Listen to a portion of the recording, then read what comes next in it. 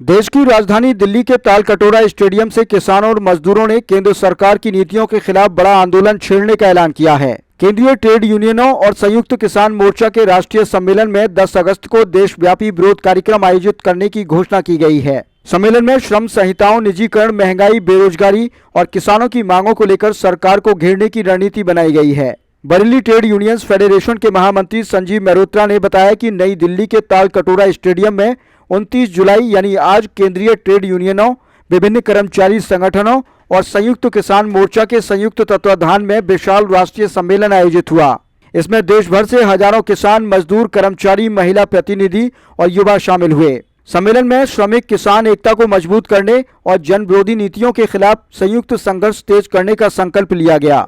सम्मेलन में नेताओं ने आरोप लगाया कि देश में बढ़ती बेरोजगारी, महंगाई, सार्वजनिक उपक्रमों के निजीकरण, 4 श्रम संहिताओं, किसानों की लंबित मांगों और विदेशी व्यापार समझौतों का असर आम जनता पर पड़ रहा है। सम्मेलन में चारों लेबर कोड वापस लेने, 42,000 वैधानिक न्यूनतम मजदूरी लागू करने, स्वामीनाथन आयोग के C2+50% फार्मूले पर MSP की कानूनी गारंटी, निजीकरण पर रोक और रोजगार सृजन सहित कई मांगे उठाई गईं। सम्मेलन में 10 अगस्त 2026 को भारत छोड़ो आंदोलन की वर्षगांठ पर देश भर में संयुक्त विरोध कार्यक्रम आयोजित करने का फैसला लिया गया है। प्रस्तावित कार्यक्रमों में जिला और राज्य स्तर पर प्रदर्शन, मानव श्रृंखला, कार्यक्रम स्थलों पर विरोध और अन्य शांतिपूर्ण आंदोलन शामिल हैं। सम्मेलन में यह भी कहा गया कि यदि सरकार ने बिजली क्षेत्र के निजीकरण, प्रस्तावित विद्युत संशोधन विधेयक और श्रमिक विरोधी नीतियों पर पुनर्विचार नहीं किया तो आंदोलन को और व्यापक बनाया जाएगा। 10 अगस्त को प्रस्तावित राष्ट्रव्यापी आंदोलन को लेकर अब सभी की नजरें सरकार और आंदोलनकारी संगठनों की अगली रणनीति पर टिकी हैं। यह देखना होगा कि इस आह्वान को देश भर में कितना समर्थन मिलता है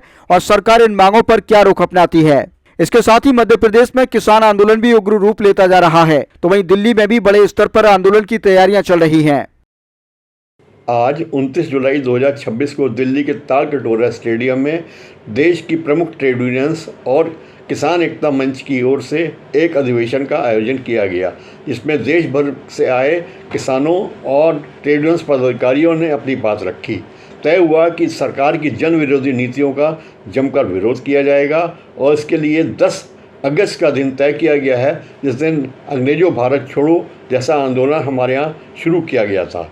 इन ट्रेड यूनियंस नेताओं और किसानों ने संयुक्त अपील जारी करके मांग की है कि सरकार अपनी हटवादिता छोड़े, 4 लेबर कोड्स वापस ले, किसानों की लंबे समय से जो मांगे बकाया हैं उनका तुरंत निराकरण किया जाए। सरकार निजीकरण का रास्ता छोड़कर रोजगार सृजित करे और नौजवानों को रोजगार प्रदान करे। मनरेगा की जो स्कीम लंबे समय से आई है उसमें सुधार किया जाए।